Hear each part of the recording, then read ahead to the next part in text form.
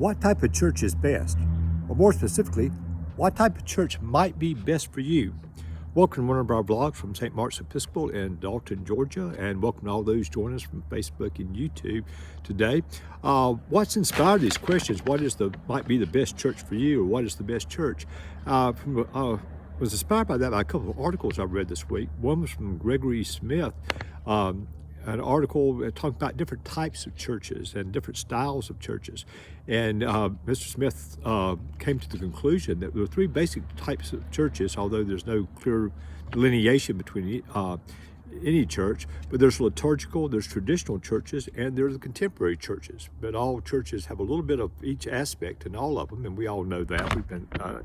There was another article about a fellow named Terrence McCoy that was in the Washington Post this weekend, and what Mr. McCoy was writing about was in the Amazon region of Brazil, that a tremendous number of Catholics in an area of the world where the Catholics have dominated this area since colonial times 500 years ago.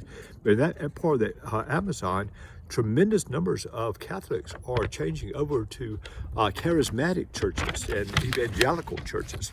So he listed some of the religious and the cultural and the social reasons for this. It's a very interesting article, and I invite you to look that up. But regarding the styles of churches or the different aspects of churches, like I said, probably every church has a little bit of liturgical, traditional, and contemporary parts of how they worship. And all the successful churches do anyway, kind of links with that. But what style is best for you? Well, that kind of depends, obviously, on your needs and your situations. And your needs and situations will obviously change over the years. So that might be a different answer now than it would be years from now, or has been in the past. This past week, I've attended several churches and styles of services. Starting last Wednesday, I attended a Mardi Gras service that was put on by Bethel AME, who I'm in front of Bethel AME of Dalton right now. You may recognize it from a previous video. But the Bethel AME choir and St. Mark's Episcopal choir combined to put on a musical Mardi Gras service that was fantastic. It was great. It was a traditional Mardi Gras service, but not a traditional service that you would normally see in Dalton any other time of year, except for that one date. I've also attended 4 liturgical services at St. Mark's this week. I attended Bethel AME. I came back to this building earlier today to help them celebrate their 156th year of serving God. They had a great service involved with that. I was privileged to be a part of it. And also, strangely, this morning I led our church's children's church. I was filling in for somebody who's away at a church retreat this weekend.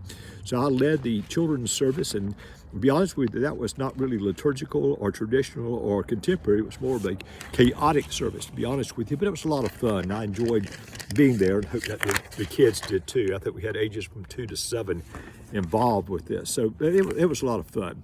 But what type is best for you? Well, please know that God, as far as we know, has no favorite style of church. As long as you're worshiping and serving God, that's the important thing. The style probably doesn't matter. But but you have to decide, and again, the answer you have today might not be the answer for the future.